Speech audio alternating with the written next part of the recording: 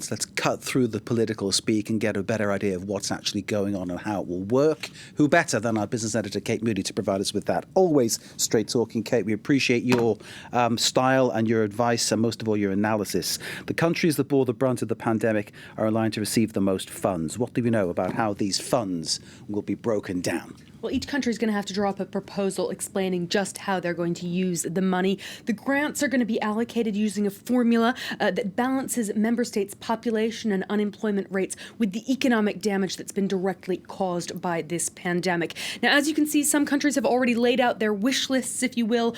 Italy's on track to receive more than a quarter of the total fund, 210 billion euros, about a third of that in grants, 2/3 in low-interest loans. Spain says it's expecting about 140 billion euros divided equally into grants and loans, and France is to receive around 40 billion euros in grants. It says it hasn't yet decided whether to request additional loans. Now, the requests for grants have to be approved by a qualified majority of the EU. That means 15 of the 27 member states or governments representing 65% of the total bloc's population.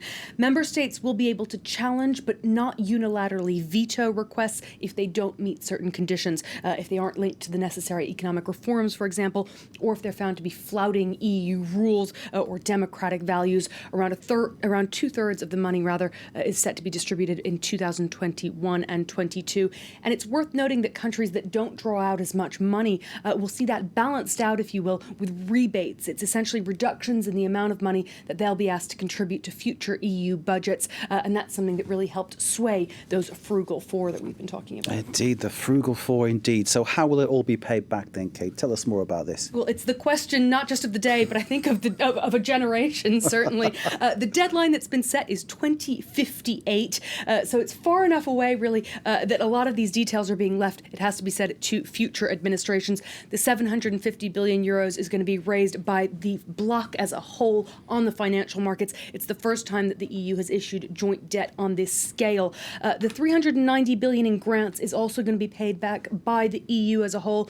It's a rather loose plan that's been dubbed New Own Resources. It's the new funding that's going to help repay that debt. Concretely, leaders did agree on a new tax on plastic waste across the bloc. They floated but didn't commit to other taxes, including ones that would target digital giants or heavy polluters.